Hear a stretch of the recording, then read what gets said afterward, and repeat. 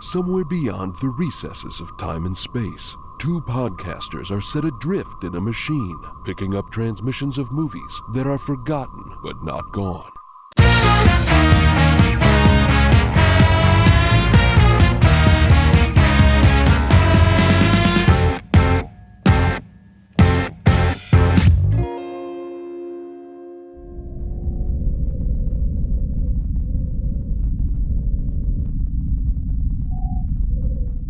Okay, so I think that Playmobil: the movie is a film with many failures.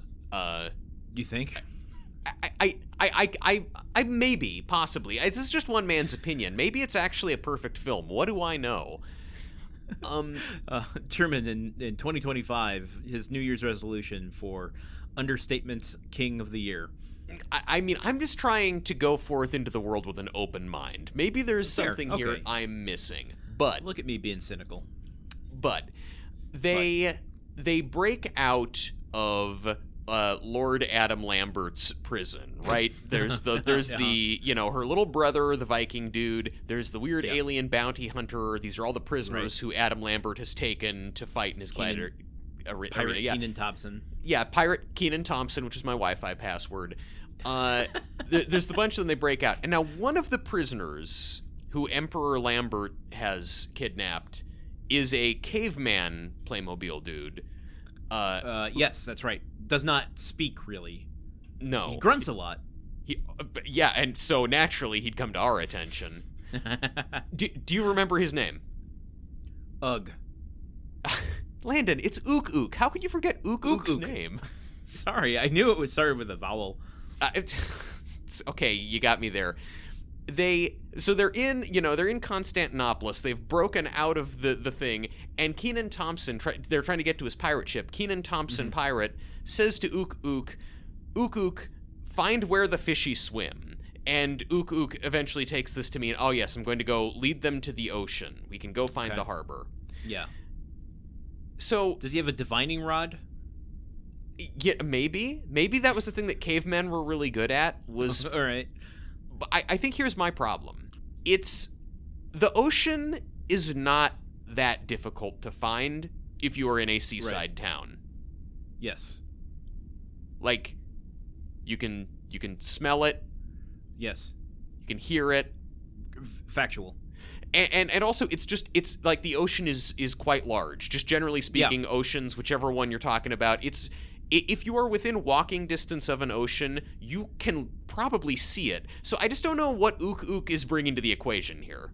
Well, I got a couple points on that. One, if anyone has lived in a coastal state or city, you orient yourself by what direction the water is on. Sure, yes. Living in Los Angeles, even though I never went to the ocean, I never went to the beach. Ever. Yeah, hardly ever. You never went where the fishy swam. I still knew what direction the ocean was because that's how I knew what direction west was. Yeah. I mean, now, to be fair, these people have all been brought to Constantinople against their will, so they haven't had the opportunity to orient themselves. Yeah. Point 2 on my 3-point scale here that I'm bringing up to your responding to your thing here. Oh, Point 2.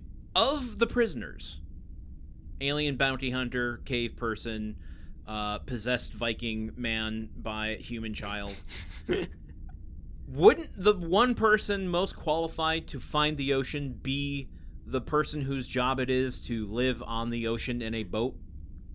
That is a very good point, Landon. I feel like Pirate Keenan Thompson, like, there must be maybe the backstory he created for his character is he's actually not a pirate. He's just pretending to be a pirate. To me, it's starting to sound like it's a little bit of condensation to Ook Ook of like trying to make him just feel involved. Like Keenan knows where the ocean is.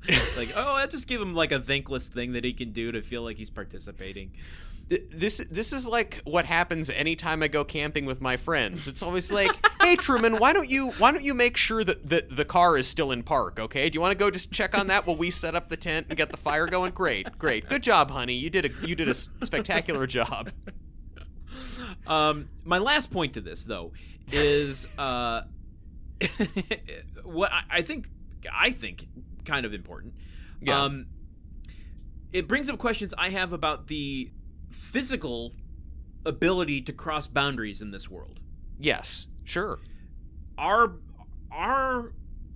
the residents of the Playmobil universe and the world that they inhabit, are they able to cross boundaries? Like, can a Viking go to Pirate Land without some sort of like passport or special ability? Well, that's a very good question, because the different areas are all just very clearly connected by a freeway system, which someone built. And it's like the upcoming new Mario Kart world. You can go track to track and drive between them now. Oh, really? I can get all the fun of merging onto different freeways that I normally can only experience living my life in LA. But no, that's a good question, because it's like, if I'm living in Constantinopolis under the thumb of a brutal dictator, or in Old West Town where it's hot and dusty, I'm gonna want to just get on the freeway and go to the fairy tale land with the singing animals. That seems like the best place to be. Right. Or like if I'm in Rex Dasher world, that appears to just be like East Berlin in the 80s. I don't want that shit. Send me to the fairy tale. My question, though, is, like, do the people who inhabit that world just, like, butt up against an invisible barrier that they can't cross without some sort of, magical, permission? Or is it just anybody going anywhere at any time? Because that seems to go against the Playmobil motto of making you assume a character within the playsets that they predefine. The movie basically is taking the position of the least fun Playmobil owner in the world. It's just like, no, all my pieces have to stay in the same place. They can't be moved. Like, this movie sides with Will Ferrell in the Lego movie, and it's like, nope, glue it all in place, baby. Exactly. Which is why I asked if Lord Business built this movie in the last episode. I mean, I think we get closer and closer to our answer. I mean, I don't know. I guess I just want to believe that the world of Playmobil is like a sort of utopia of open borders and limitless immigration, and just everyone is kind of self-sorted into the land they want to be in. So like all the Cowboy Land people are like, this is my place. I've always wanted to be here. All right. I mean, I'm not gonna refute that. That's a more positive way to look at things. I mean, I don't know how you could refute that. It's not like there's like existing case law on the immigration policies of the Playmobil world that you can bring up. Well, I'm glad you mentioned that, because it put me in mind of something that occurred to me while watching this, of a movie that I would like to watch. Okay. You love that. You know you're watching a good movie when it starts making you think of a movie that doesn't exist that you'd rather be watching. Yeah, that really does spur the creative process, doesn't it? You give up so thoroughly on the movie you're watching that you make a better one in your head. But I thought, a year or two ago, we got that movie Air, right? Mm-hmm. The Nike movie about how Air Jordans came to be. The inspirational story of how all those rich guys made more money. Just like, and here's the thing, is like, you can even make board meetings interesting on screen if you have a unique way into it. But at the end of the day, Air was just like, well, what if a couple guys had a meeting and successfully did the thing they set out to do? It's a fantasy story in any corporate world. The only people who would think that that's a really engaging story that should be greenlit are, producers, managers, agents, people whose whole job is having meetings, and they think that's the coolest shit in the world. So instead of a movie like Air, I want to see the like industrial competition movie between Lego and Playmobil. Yeah. Now, okay, are you talking like a by the book accurate one about that, or are you talking about kind of a heightened thing where Rex Dasher is like stealing Lego secrets? Well, give me both. Let me choose. Like, I want to see the Tinker Tailor Soldier Spy version. And then I want to see the Operation Fortune version. Oh, I see. Yes, you want a kind of a scoop of vanilla, scoop of chocolate. You want to be able to contrast the two different approaches to the story. It's exactly. made the best one win. Yeah.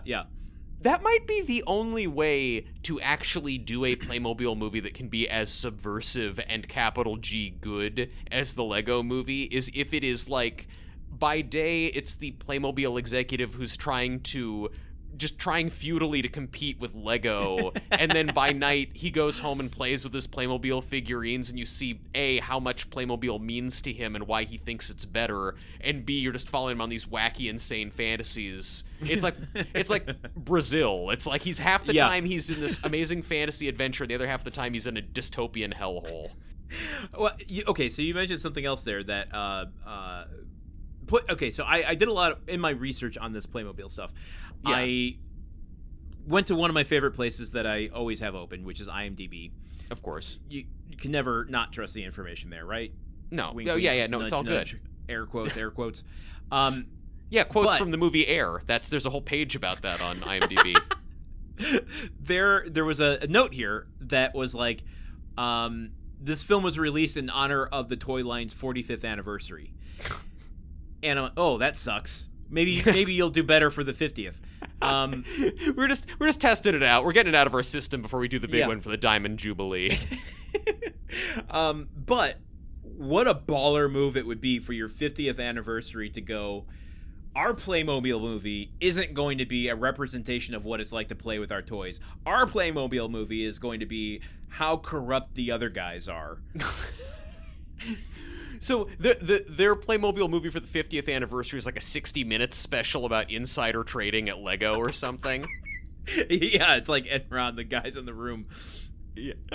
I like that. I like that. That's because I think that would be better for Playmobil's branding, because right now they're seen as just this kind of like awkward, goofy, friendly like antagonist to, or like rival, cheap, second-rate rival to Lego. And if they established themselves as like just really bitchy and messy and full of drama, I think that they would have a huge rebound with Gen Z.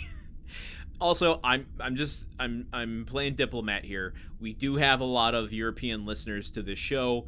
I will say, just to clarify, your perception, or you're saying the American perception of Playmobil because it has a sterling reputation overseas. No, listen, I think that as an American who lives in the most functional country in the world...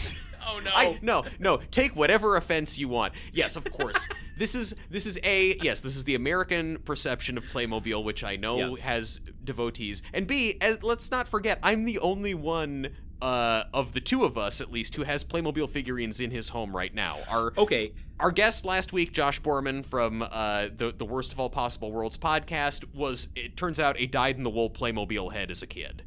Something came up over since the last time we spoke about Playmobil, which is my partner recently took a trip to Amsterdam, and she went to the big museum there. I can't remember the name of it offhand, but the Anne Frank Museum, the big art museum. Oh, okay. I should probably know what that is. It's eluding my brain right now, but that's beside the point. The point is, she saw there in the gift shop a set of Playmobil figures of popular painters. Oh. And I said, and you brought me back licorice? Which painter would you... Okay, actually, first, was it black licorice? It was, yes, it was, and I'm not complaining about that. I didn't actually even say that to her. I'm deeply appreciative that she brought me back authentic, original, hard candy black licorice, which is like salty, not sweet. Oh yeah, the real sicko shit. Nice. Yeah, exactly, and it was delicious. But though, I mean, I agree with your original point. Which Playmobil artist would you want? Well, I don't know. I would kind of just like to see what a Van Gogh looks like, since the Playmobil figures don't have ears to begin with. True. This is true. How do you identify him? Yeah, I mean, I guess it's just the fact that he's very poor, right, and hasn't sold any of his paintings. She said there was a Vermeer. I think I would go with maybe like an H.R. Geiger. Just like all it would be is a Playmobil figure that is unpainted. That dude is just pale as can be. I think but also Playmobil figurines tend to come with a couple of props, so would he have some really phallic shit around him that he's incorporating into all of his drawings? Of course he would. Well, look, I already have I have a Playmobil figurine of one of the Knights of Malta, who were a Catholic religious organization in the country of Malta in the 1500s, who locked up my favorite painter, Caravaggio, in a dungeon. So I obviously need a Caravaggio figurine. Yeah. And I think... And the accessory for that Caravaggio figurine would be him in that painting where he's holding his own head. Yes, exactly. It would have a separate head, detachable head, so he can just always be carrying a head. You can pose him like one of his own paintings. I guess only other option. I mean, maybe a Salvador Dali Playmobil. He's got like a really big mustache. Yeah, I'm into that. Yeah. But to go back to IMDb for a second, there's another bit of trivia here that blew my mind, and this is the sort of movie that bombed so hard that like no one cares to get behind the scenes details out. Yeah. So there's no verification whether or not this is true or how far down the line they got toward making this a reality, if they even filmed it, because it regards Marla's parents. Oh. And we feel the absence of them in this movie. Like, they're home alone, they answer the door, and then they're home, they're orphans. So, like, the parents just they have no footprint on this movie whatsoever. Here's the trivia. Lauren Graham and Weird Al Yankovic were said to appear as part of the live-action cast as Marla and Charlie's parents. Wait. Wait. Okay, so there was a time when it's like, let's establish that the dad is Weird Al Yankovic, and then have people learn he died in a car crash in the next scene. Yeah, they were gonna make that mistake. His life really was in jeopardy. Oh man. And perhaps if he was living in an Amish paradise, he wouldn't have crashed his car. But do we know if anything was shot, or they were just in talks to be in it? That's the one sentence trivia we have, and that's what I'm saying. No one cares enough about Playmobil the movie to like uncover deleted scenes. Well, I noticed the second time I regrettably watched the movie, I noticed when they're dancing down the stairs at the opening singing about passports, there are some family pictures on the wall, and I think at least one of them had parents in it. We have to go back. We have to go back to the Lost Island. Because, I never zoomed in because I didn't know that one of them might have been Weird Al. I totally would have paused and enhanced. Can you imagine if Weird Al... if he was in this movie, B, if they had him write the songs for the movie, this movie would have actually been good. Yeah. It would have. Yeah. Also, does this explain where Weird Al and Daniel Radcliffe met? Oh my God. But Daniel Radcliffe never, I doubt he even, left his house to record this. I feel like... Probably true. I feel like Daniel Radcliffe is just he's one of us and just likes Weird Al and was like, "Hi, I'm famous. Weird Al, can I talk to you?" I don't think I don't think we can credit the Playmobil movie for the Weird Al movie as much as I would like to. We're not leaving IMDb land just yet. I have a little bit more to go into. If that's we're not getting on the freeway that leads from IMDb land to the fairy tale princess land. We're not going to the lighthouse that's going to send us inexplicably back to the real world. Is there a Playmobil Robert Pattinson and Willem Dafoe inside the Playmobil lighthouse? And they're both black and white? I hope so. Lego would be on that shit. Yes, because Lego is good, because you can actually create a dumb thing like that with Lego pieces. What else have you got from IMDb? What I got from IMDb is a little thing a game I used to throw you back in the grunt work days. Yes. And if you're interested in the IMDb Parents Guide games that we used to do, you can join our Patreon at patreon.com/gruntworkpod. Yeah. And there's a bunch of bonus episodes on there where I'd say at least 5 to 10 that I put you through your paces of guessing films based on the IMDb Parents Guide clues. Yeah, it's a reliable source of content for two guys who did not really design a long-term strategy for what a podcast would be about. But I wanted to run some of these by you because I find IMDb Trivia for children's films to be utterly ridiculous. Now, I'm not a parent, and it's not for me to say who needs what information. It's more... I'm not a parent, but I know what guidance they need. No, I don't. It's not about what is being put into here. It's about how it's being put in. Sure. Okay, I want to run some... There's not much. I just want to run a few of these by you. Yeah. Okay, sex and nudity. It has a scene that can sound like moaning if you don't look at the screen for a sec. What? Well, lots of things can sound like moaning if you don't have the appropriate context. It's like every joke on Three's Company, isn't it? This is the sort of entry that I find hilarious because it speaks to such a specific situation that the person that submitted it was under. Like, they were watching it with their kid, had to go, wash a dish. They walked into the other room for a second, leaving their kid to watch it, heard a moan, and then rushed back into the room and go, oh, no, false alarm. I'm like, but I better let other parents know about this.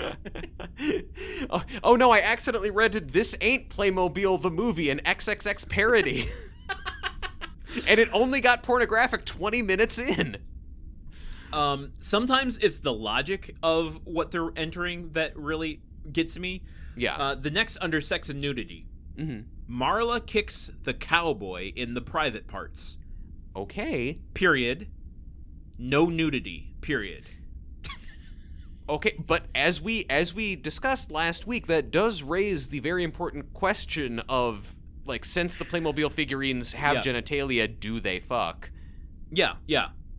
So it led us down a sex and nudity, series of questions, much as it would your children. It's the logic of how this is written in that when people usually get kicked in the private parts in movies, is nudity shown? Yeah, that's what you really want to see, it's like, how do you know what's actually going on unless you see their scrot flattening underneath the foot? It put me in mind of Guy Ritchie's Sherlock Holmes, where you see the slow motion knuckle going into someone's face, and then it goes into an X-ray, and you see the knuckle, the nose breaking behind the hand, you just, in this scenario, the foot coming up to the balls, and then it zooms in and X-rays, and you see the balls flattening against the pelvic floor. The plastic balls, though, so they just they're like little ping pong balls in there. Yeah. Exactly. And I mean, you'd think that a Playmobil scrot would be rigid and made of plastic, like the Playmobil, because the sort of more malleable substances don't really exist in that world. We didn't get into this, and we don't have the time to now, but those rules don't exist in this world. They have plastic hair, and yet their hair gets tousled in this movie. Yeah. I read somewhere about how that was a conscious design choice that they made, how it was because in the kids' animation, oh God, I'm sorry, European listeners, I'm not trying to do that. Because in the child's animation... I had to hear it. they see no, you signed up for this, you consented.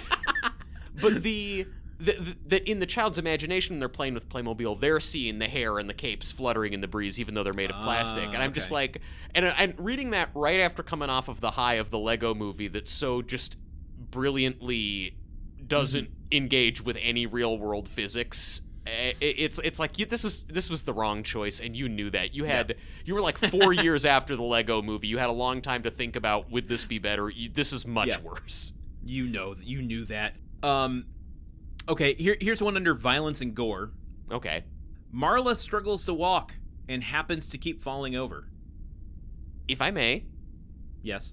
A little bit of body horror in that sequence. That it's slightly harrowing. She is face down in the dirt with her ass rigidly sticking straight up and is screaming muffled. Maybe this is where the moaning that you hear comes from. But it's she's freaked the fuck out by what's going on with her. It's that's a little upsetting, even to me as an adult.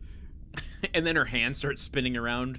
Yeah, that's like Exorcist shit. I don't know, man. I think that's a good Parents Guide note. I'm right, actually okay. on board with most of these. Okay. An incomplete son of a beep is said. Oh, well, I mean, okay. Fair. I think you want to warn your kids about that. You might have to have an awkward conversation about, Mommy, what was she going to say? Rex Dasher drinks some sort of party drink that had a sleeping drug in it. That one, I agree with being in here and the way that it's phrased. As someone who loves martinis, which is what Rex Dasher is handed, a bright green martini, I'm going to start calling them party drinks from now on. But he was handed just a big red cup with a ping pong ball in it. Yeah, and probably some dust and hair off the floor of the frat house. Gross. Party drinks, also good improv team name. Listeners, you can have that one for free. I like that. I'm never starting an improv team. Okay. What you got any other good ones that really bring this one home? Any other warnings for the parents of the world? In true movie memory machine fashion, I'll give you the last one because there's only one more. Great. And it'll bring us down. So, this is under frightening and intense scenes. In a real life scene, the police ring at Marla and Charlie's house and tell them they have sad news and that there was a terrible accident. It is assumed that the parents have died. I guess to this point, though, the movie never explicitly says that the parents died. Your parents got into a car crash. They both just kind of like broke their noses from the airbags deploying, but then they gave us a note that said, "Our kids totally suck and we're moving to Peru." We abscond all of our finances and property. We leave it to them to deal with. We're heading out of here. Hey, we're so sorry. Your parents have had an accident. They went into a Scientology celebrity center for a free personality test, and they're actually super into it now. So they live in Hemet, California. Yeah, they live on a boat. And they've identified you two as disruptors or whatever the fucking term that is. You know what?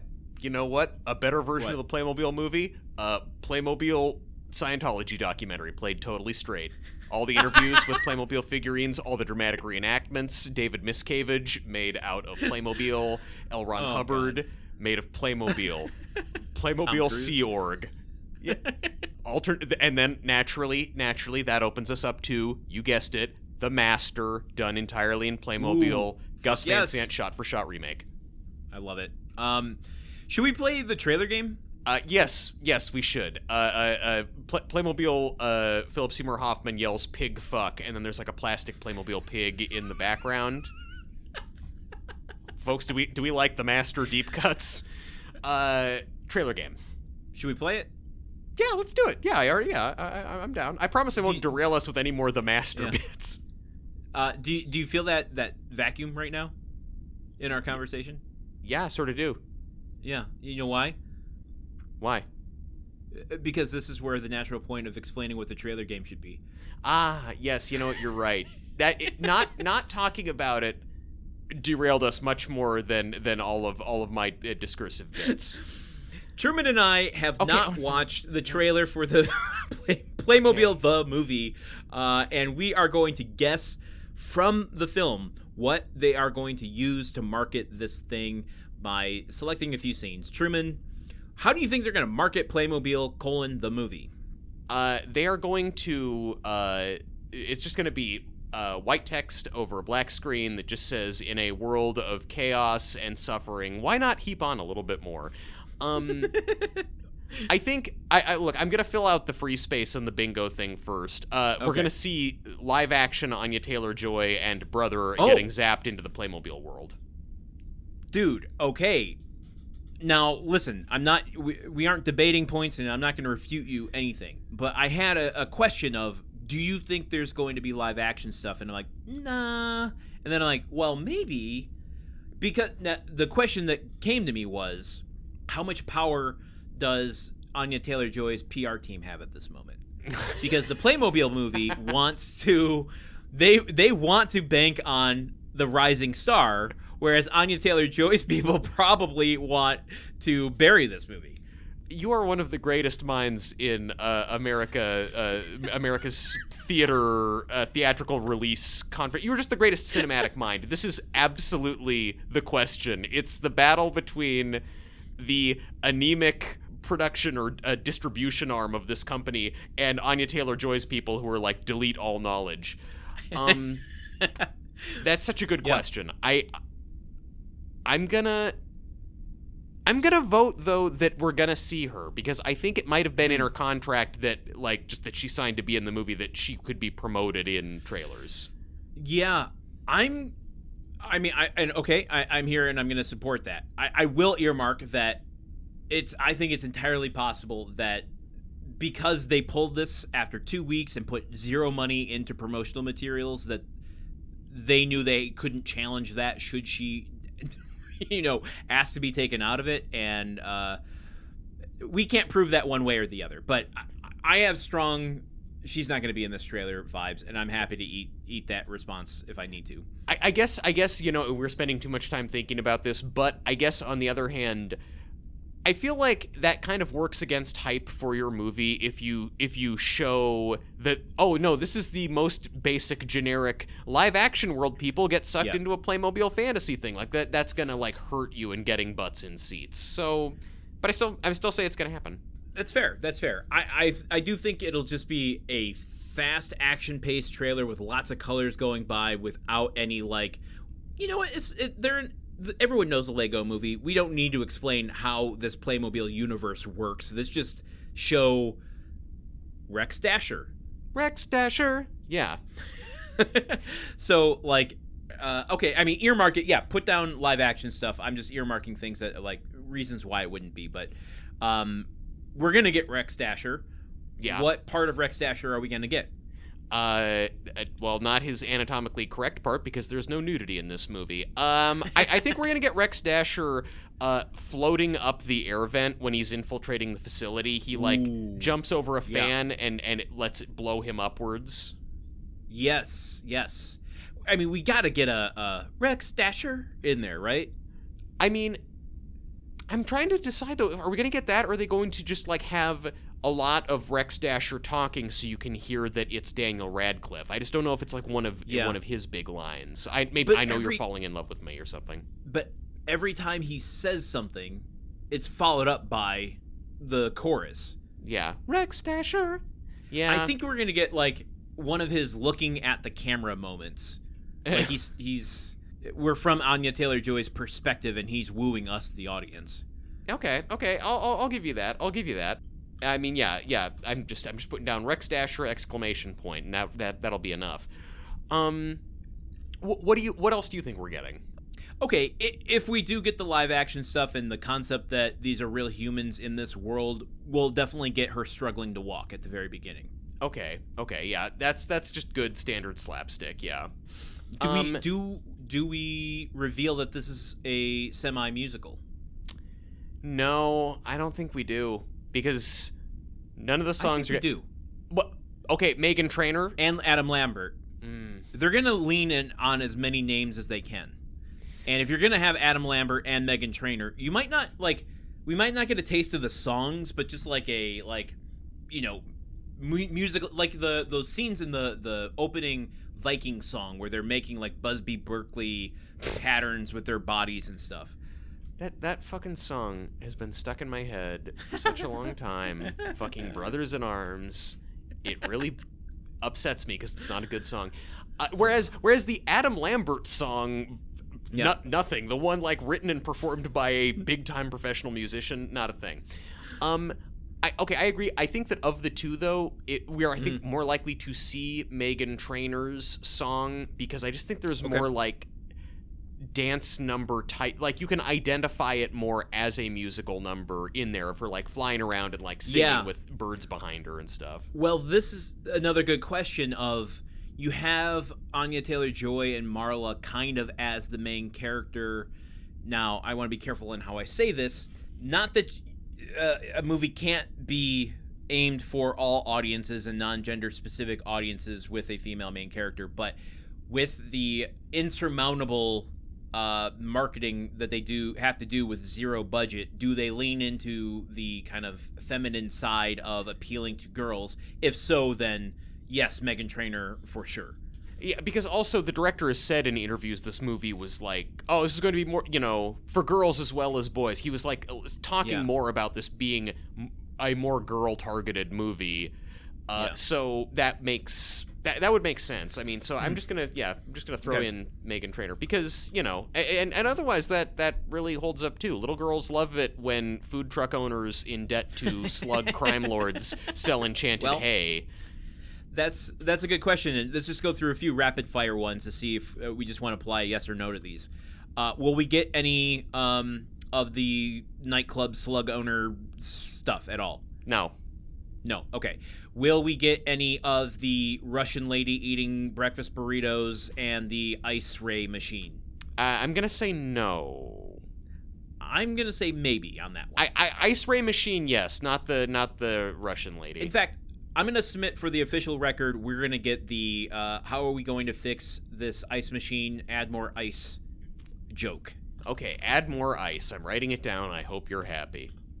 Are we going to get any of holding them prisoners, Ook Ook, and the pirate? My favorite children's story. Are we going to get any of that? Isn't that the new Miyazaki movie? It was like the the Ook Ook and the pirate.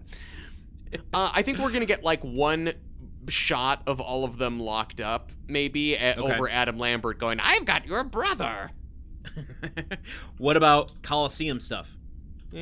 Yeah, there might be like one shot of that. We're getting a lot of guesses in here. Okay. Yeah, I think this is my last guess, and you can just refine that last one with it. I think we have to see Charlie the Viking and Marla the Knight fighting the T-Rex. Viking and Knight. Viking and Knight. I'm not engaging. The Do super not engage. duo slingshot, just like we always did. We're doing it for our dead parents, one of whom might be Weird Al. Yeah, so them, like, I don't know if it's them on the food truck necessarily, but I mean, it's, it's weird. They're Viking and Knight, but they're never really fighting when they're in the thing. Like, it's just one T-Rex chasing them around, so they never really do any fighting stuff together or, like, work together. They just ride on Dell's truck. Correct. Anyway, I'm just still relitigating this movie. You know what? I think it's a genuinely bad movie, Landon. I've given it some thought over the course of the episode. I think this actually sucks. Okay, all right. Well, we all have arcs in life. Viking Knight Coliseum. Just, something of them in the final fight scene together. Yeah. Okay. Yep. That's all I got. Well, let's watch this thing then and see. All right. Time to go save the world. There's no chance of danger, right? Okay. Pre-roll. I'm 100% almost sure. Rex Dasher. Trailer premiere. Okay. Great. Yeah. That was a long teaser Heroes trailer. are unshakable. Oh, they're leaning right into Rex Dasher. Others are unstoppable. Listen to this. But only one kind is part of a portable 10-piece set. Rex Okay, Dasher, kinda funny. at your service. Oh my God, you're right. This is a Rex Dasher movie. Yeah. Okay. Good call. Rex Dasher, for your next Just mission, completely we'll contact eliminate two civilians, the Dell parents. and Marla. Yeah, Kid's story. This is not even the movie at all. Oh, Well played. wow, nuts. After me. You know what they're doing here? No, this was just garbage. That's actually a funny bit. I like that bit. That is a funny. Yeah. You know what they're doing here is like the only way we're gonna recoup money from this is if we start selling Rex Dasher toys. Yeah, this is truly a commercial. That's not good. Yeah. I need you two to help rescue them.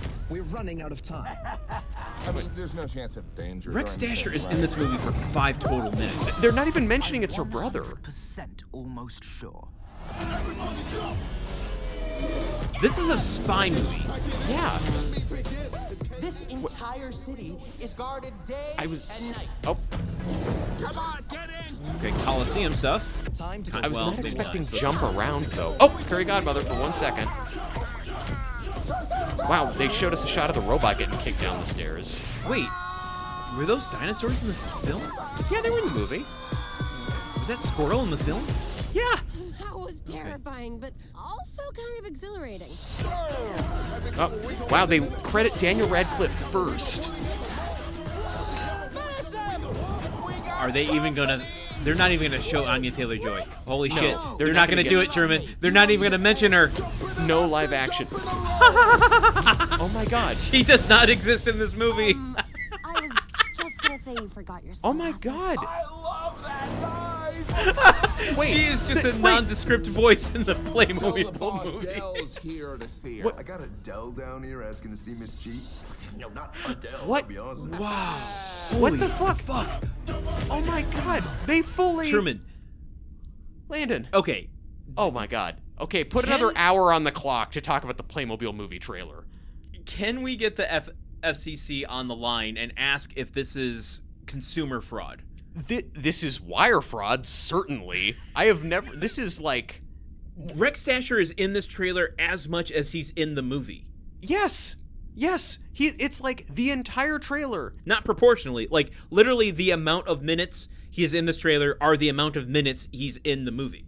I think he has more lines in this trailer than he has in the movie, simply because they double up some of them between the pre-roll and the thing itself. Can you imagine being the kid who's like, oh, a fun action spy movie, or being the parent who's like taking your kid, like, oh, fun action spy Daniel Radcliffe movie, and you get live action Anya Taylor-Joy singing a song about a passport and their parents get killed. Truman, yeah, okay.